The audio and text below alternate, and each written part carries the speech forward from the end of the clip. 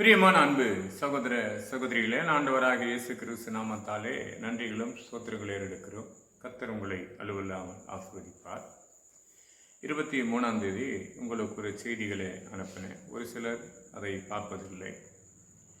இனிமேல் பார்ப்பீர்களா எனக்கு தெரியவில்லை.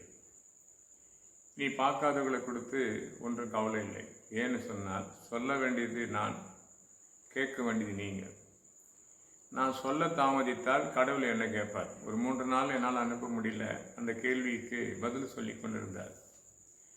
அப்போ பதில் சொல்லி கொண்டிருக்கும் போது என்ன பண்ணிட்டேன், வசனமாக அனுப்பலாம், செல்ஃபோனு சரியில்லையே அப்படின்னு இருந்தாலும் அதே செல்ஃபோன் எப்படியாவது கொஞ்சம் ரெடி பண்ணிடலான்னு சொல்லி ரெடி பண்ணிவிட்டு இந்த செய்திகள் எடுத்துக்கொண்டிருக்கிறோம். பார்க்குற அன்பு சகோதர சகோதரியில், தேவனுடைய வாக்குன்றது லேசானதல்ல. அது ஒரு விளையாட்டுக்காரமாக வேலை செய்யக்கூடாது. கடவுள் வேலையை கொஞ்சத்தில் உண்மையாக இருந்துவார் இல்லையா? எரோமியால் லூக்கால 16ஆம் அதிகாரம் 10 கொஞ்சத்தில் உண்மையாக இருந்துவார். அந்த கொஞ்சத்தில் தான் அநேகரை நான் சொல்லுவேன். அதுக்கு மேலே ஒரு சிலர் என்கிட்ட பேச மாட்டாங்க. ஏன்னா கடுவளவு இருக்கணும் இல்லையா? கடுவளவு. அப்போ கடுவளவு நம்ம கொஞ்சம் மனசில் விசுவாசம் இருந்தால் தான் சிலது எடுத்துக்கொள்ள முடியும், வசனத்தை பெற்றுக்கொள்ள முடியும். இந்த எலெக்ஷன் பீரியடில் நிறைய பேர் பல கேள்விகள் கேட்டேன். எனக்கு ஒரே ராஜாவாகிய இயேசு கிறிஸ்து தவிர அவருக்கு நிகரானவர் யாருமே இல்லைன்றது தான் என்னுடைய எண்ணங்கள். ஏன்னா நான் ஒரு நாள் கஷ்டப்படுகிற காலங்கள், நஷ்டப்படுகிற காலங்கள், கைவிட்ட காலங்களிலே தட்டி எழுப்பப்பட்டவர் என் ஆண்டவராகிய இயேசு கிறிஸ்து. அவரை எந்த நாளும் மறக்க மாட்டேன். அதுக்குரிய காரியங்களை கொடுத்து தொடர்ந்து பயணிக்கக்கூடியதாக இருக்கும். அப்போது இந்த பிரசங்கி புத்தகத்தில் 7ஆம் அதிகாரம் 8ஆம் வசனம் படிக்கும்போது நல்லா அருமையாக இருக்கும். ஒரு காரியத்தை துவக்கத்தில் இருப்பார், அது முடிவு ரொம்ப நல்லா இருக்கும். இந்த காரியத்தை கொடுத்து ஒரு சிலர்லாம் இங்கே ஆலோசனை கொடுக்கும் போதெல்லாம் அவங்களுக்கு சொன்னத பதில் இது தான். இந்த காரியத்தை கொடுத்து நல்லா யோசி, என்ன செய்யலாம் என்று நினைச்சு கொள்ளு, அதன்படி செய்துப்பார், நல்லாயிருக்கும் அப்படின்னு. அப்போ அவங்க தொடர்ந்து ஒரு சிலர் கேட்கும்போது எனக்கு தெரிஞ்ச விசுவாசிகளுக்கு, சிலர்களுக்கு, அநேக போதகர்களுக்கு இந்த வசனத்தை அனுப்பிவிட்டோம். ஒரு காரிய துவக்கத்திலே பாரு. அப்போ 365 நாள் துவக்கத்திலே சொல்லுவோம் இல்லையே, வருஷம் பிறந்திருக்கு, இனிமேலாவது ஒழுக்கமாக இருந்து சில பிள்ளைங்களை பார்த்து தகப்பனாரோ இல்லை உறவினரோ தாயோ ஏதோ ஒன்று சொல்லுவாங்க. அதுபோல் ஆண்டவராக இயேசு கிறிஸ்து ஒரு காரிய துவக்கத்தில் பாரு, அது முடிவு நல்லா இருக்குன்னு சொல்லி பெருமை உள்ளவருக்கு தேவன் பெருமை உள்ள பார்க்கலும் பொறுமை உள்ளவன் பாக்கியவான் என்று அழகாக இருக்குது அதே வசனத்தில். இன்றைக்கி பெருமைக்குரிய காரியங்கள் பார்க்கும்போது பொதுவான நாவிலிருந்து புறப்படுகிற வார்த்தைகள் ஏராளமாக இருக்கும். ஒவ்வொரு காரியத்தை கொடுத்து பேசும்போது நமக்கு சில நேரத்தில் இந்த வார்த்தைக்கு பேசும்போது, இன்றைக்கி ஒரு அம்மா அந்த வெயில், உஷ்ணமான வெயிலில் அவங்க கடந்து போயிட்டு வராங்க. அவங்க சொல்கிறாங்க, இந்த காரியம் எதுக்கு நடந்து தெரியலதுமா, உலகம் சீக்கிரம் அழிஞ்சு போயிட்டு போகுது, அதுக்காக தான் இப்படி வெயில் காஞ்சி கொண்டிருக்குது என்று சொன்னாங்க. நான் பின்னாடி வந்துன்னு இருக்கிறேன். நான் சொன்னேன், அதனால இது கிடையாதும்மா, இதுக்கு வேறு காரணம், நீ ஒரு காரணத்தை சொல்கிறியம்மா அப்படின்னு சொன்னேன். ஏன்னா ஒருவன் வண்டி எடுத்துன்னு கிட்ட வந்து திரும்பி போனதுனால சொன்னாங்க அது மாதிரி.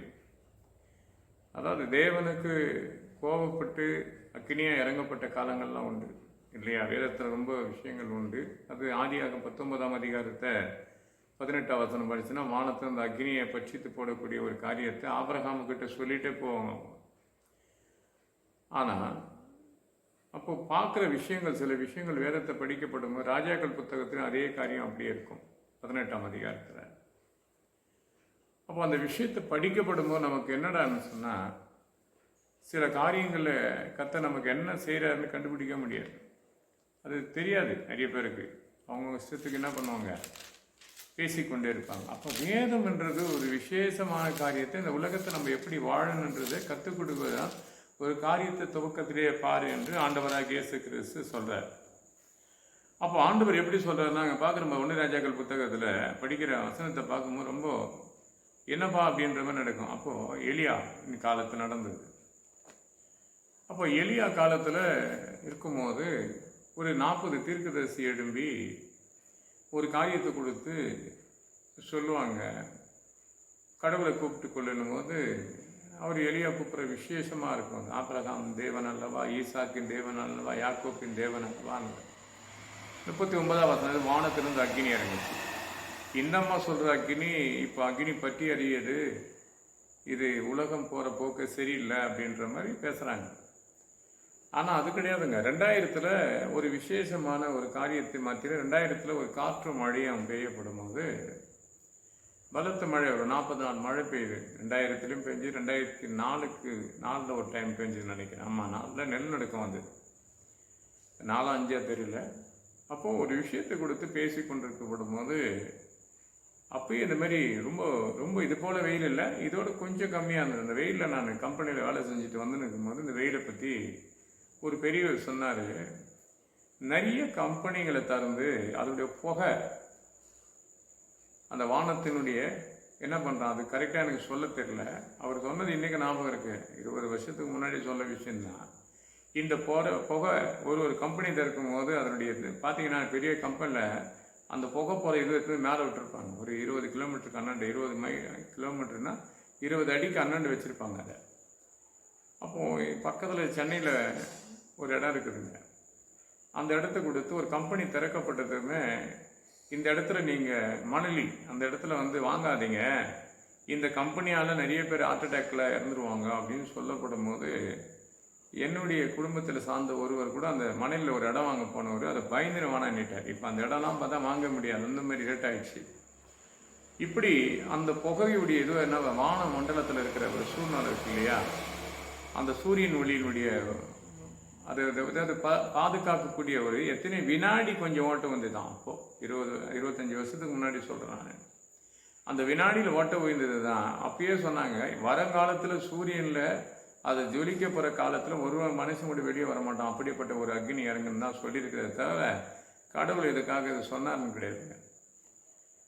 அப்போது சூரியன் சந்திரன் அப்படின்னு இருக்கு இல்லையா, நட்சத்திரம் இருக்குது. அந்த சூரியனுடைய அவலத்து மேலே அது பட்டு என்னாச்சு, அதில் செதறப்பட்ட அக்னி தான் இப்போ இறங்கி இருக்குது. அக்னியாக இப்போ இன்னைக்கு வெயில் காயுதுன்னு சொன்னால் அதான் காரணம். ஆண்டவர் இதை உடனே கண்டித்து வனத்தார். இன்னும் மனுஷர் மனம் திரும்புவானே தேவனை எதிர்பார்க்குறேன். அப்போது ஒரு காரியத்தை துவக்கத்தை பார்க்கணும். அவங்களுக்கு அந்த விஷயம் தெரியல, சொன்ன பேர் அமைதியாக சிரிச்சின்னு போயிட்டாங்க. அப்போ வாழ்க்கையை கொஞ்சம் யோசித்து பாருங்களேன்.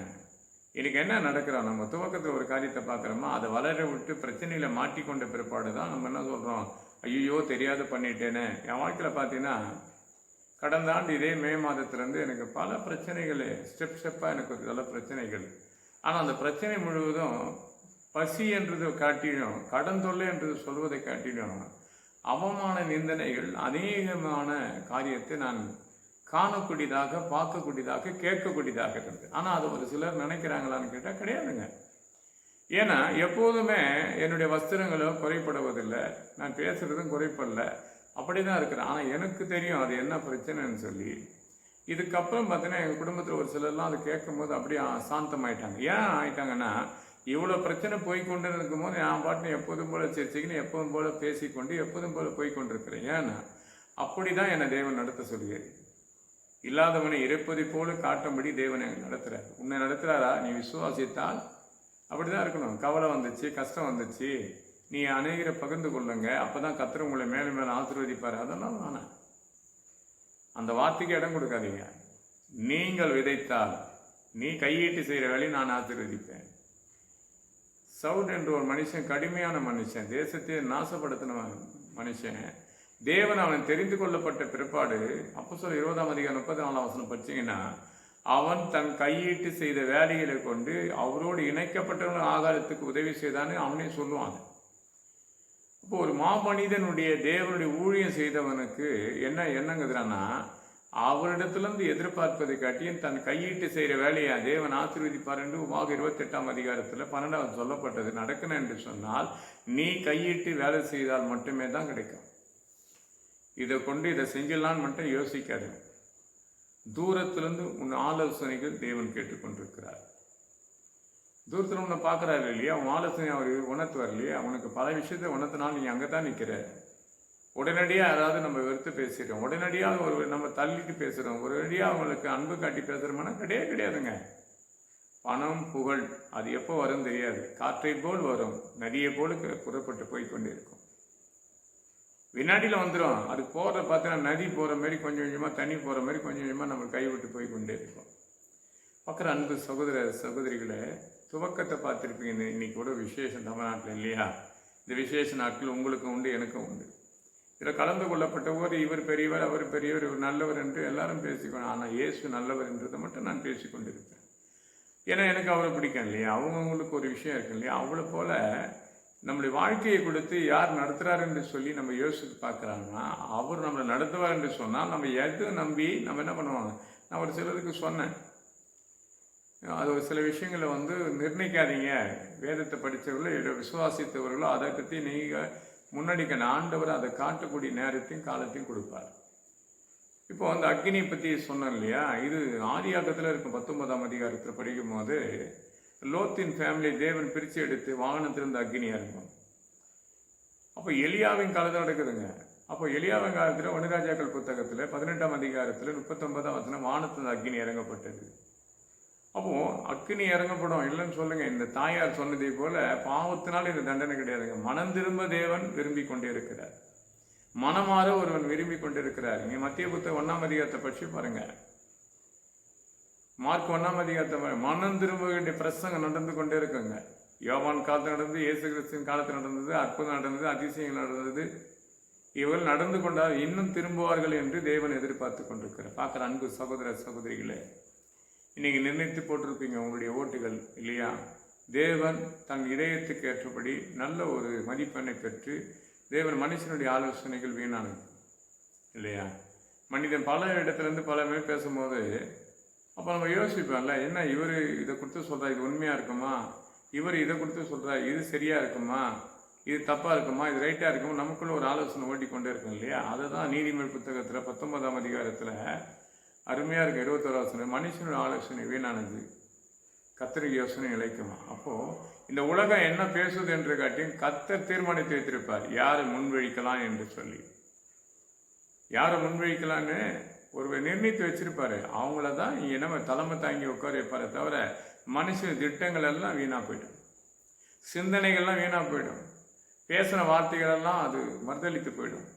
ஆனால் கடவுள் தீர்மானித்தார் என்று சொன்னால் நினைப்பதற்கும் வேண்டிக் கொள்வதற்கு மேலான ஒரு அதிசயமான காரியத்தை உன்னை காணும்படி செய்ய போகிறார். வரக்கூடிய மே மாதத்தில் அதனுடைய பதில் வரும், சந்தோஷத்தை உண்டாகும். அதனால நீங்கள் என்ன பண்ணுங்க, அதை கொடுத்து புகழ்ந்து பேசாதபடி உங்கள் வாழ்க்கையும் வாழ்வதரத்தின் நடப்ப ஒழுக்கத்தை பார்த்து நீ கடந்து பயணித்து பாருங்க. இந்த மே 4ஆம் தேதி தான் பிள்ளைகளுடைய +2 எக்ஸாம் எழுதப்பட்டவர்களுக்கு பதில் கொடுக்க காலமாக இருக்குது. அந்த காலத்தை சந்திக்கணும். நல்ல காலேஜுக்கு போகிற பிள்ளைங்க தொடர்ந்து காலேஜுக்கு போக ஆரம்பிக்கணும்.